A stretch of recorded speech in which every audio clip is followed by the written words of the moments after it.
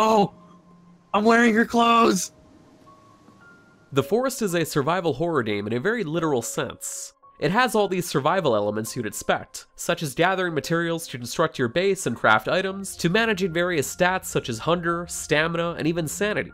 But it's the horror aspect that truly separates it from other games within the survival genre. You play the unluckiest survival expert and father in the world, as your plane crashes on a remote peninsula and your son is kidnapped by a mysterious red figure. If that's not bad enough, once you begin exploring your surroundings and searching for your son, you'll soon discover that this place isn't so remote after all. You may hear a few twigs snap behind you, maybe you'll hear an odd screeching in the middle of the night.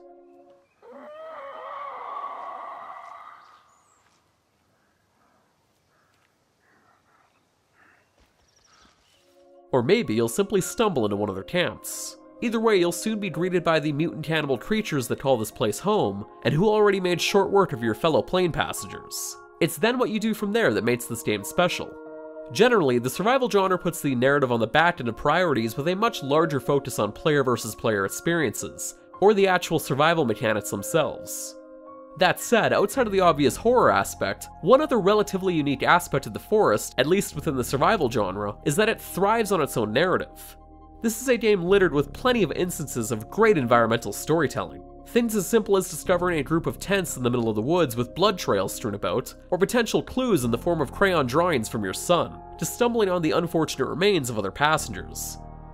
As obvious and crazy as it is to state this, the Forest can be completed and features a fully fleshed out ending sequence, with the option for a few different endings as well.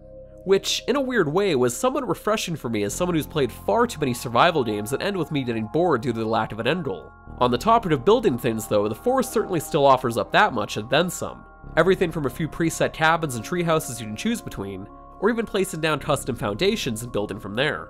Once you've placed something you want to build, it'll give you a nifty transparent preview of what everything will look like, as well as a list in the bottom left corner for what's required to build it. As solid as the building UI is though, I can't say the same for the rest of it. Navigating your inventory, for example, can be a real pain in a sticky situation since it's somewhat of a cluttered mess, especially in the late game when you have a massive inventory. You'll also be doing all of your crafting in the inventory space as well, by combining resources you find. Much of it is what you'd expect, such as combining 2 sticks to make a spear, for example. However, there are plenty of other complicated designs such as bombs, a bow and arrows, or even different types of armor. On top of the crafting, you can also upgrade your weapons with various resources, such as placing teeth you find from mutant cannibals on your club to further increase the damage, or combining bombs with tree sap to make sticky bombs. As solid as the building, crafting, and general survival elements are, the real star attraction is the cave systems. What the Forest truly nails with the caves is an almost tangible feeling of fear from being in the dark and unknown. All of this is aided by smart level design and terrifying sound design.